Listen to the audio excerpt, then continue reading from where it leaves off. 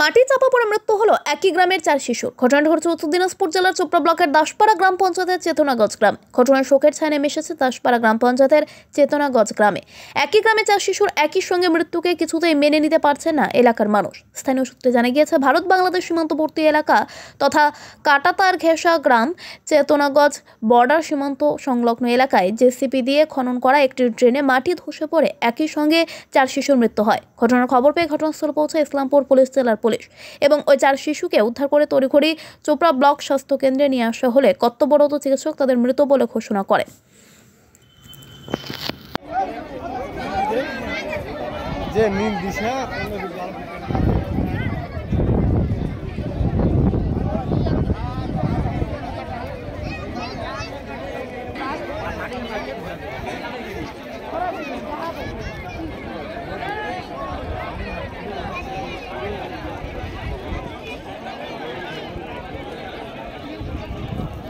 JCB দিয়ে মাটি কাটানো হচ্ছিল বর্ডার লাইনে।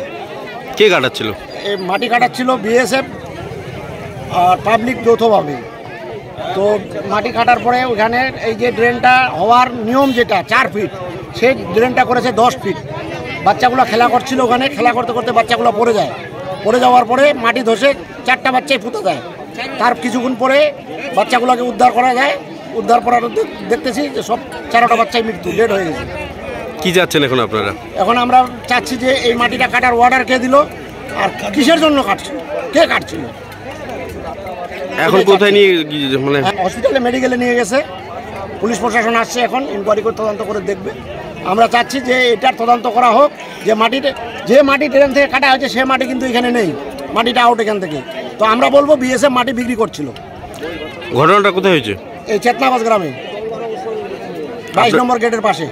আপনার নাম? তসলিম উদ্দিন, বাড়ি চেতনাগঞ্জ। একবারে রোমহর্ষক ঘটনা স্পটে এসে দেখলাম, যেটা আমরা দেখছি সত্যি মানে কি বলবো, দুঃখ জানানোর কোনো জায়গা নেই। এরকম একটা দুর্ঘটনা ঘটে যাবে, খুব খারাপ লাগছে। এখানে যেটা শোনা যাচ্ছে 5 জন বাচ্চা ছিল, তার মধ্যে 4 জনকে উদ্ধার করা হয়েছে খুব আশঙ্কাজনক অবস্থায়। বিএসএফের গাড়িতে করে মেডিকেলে নিয়ে যাওয়া হয়েছে। আমরা সবাই প্রার্থনা করছি যেন থাকে, কিন্তু স্থানীয় সূত্রে যেটা জানা যাচ্ছে 4টাই বাঁচার কোনো সম্ভাবনা নেই। ড্রেন যেটা দেখা যাচ্ছে তাতে হয়তো বিএসএফ তাদের সিকিউরিটির কারণেই, যে গভীরতা এবং চওড়া ড্রেন বোঝা যাচ্ছে, তাতে বিএসএফের সুবিধার কারণেই হয়তো এখানে ড্রেন করা হচ্ছিল। এরিয়াটা কিন্তু বিএসএফের এরিয়া, বিএসএফ একবারে স্ট্রিম বর্ডার রোড থেকে ঠিক 10 মিটার 15 মিটারের মধ্যেই ড্রেন যেহেতু হচ্ছে। কি বলবেন পঞ্চায়েতের পক্ষ থেকে পরিবারের প্রতি কি বার্তা?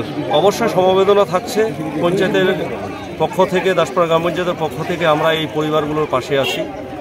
আইনি সহযোগিতা থেকে শুরু করে সরকারি সব রকম সহায়তায় আমরা হাত বাড়াবো। আমরা সর্বদাই এই পরিবারগুলোর পাশে থাকবো। কি বলবেন এই বিষয়ে? হ্যাঁ, আমরা যেখানে দেখছি যে মাটি নেই, এখন এটা তদন্ত সাপেক্ষ।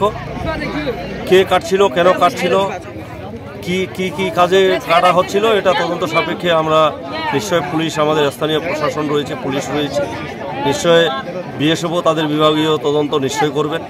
এই তদন্তের উপরে সুবিচার পাবে এখানকার গ্রামবাসী, এটুকু আমরা বলতে পারি। আমরা আইনি দিক দিয়ে সব রকম সহযোগিতা করবো, গ্রামবাসীর সঙ্গে আমরা আছি। পাশে কোন ক্যাম্প রয়েছে বিএসএফের? পাশে চেতনাগঞ্জ ক্যাম্প, বাবুগঞ্জ ক্যাম্প রয়েছে, চেতনাগঞ্জ রয়েছে। ঠিক আছে।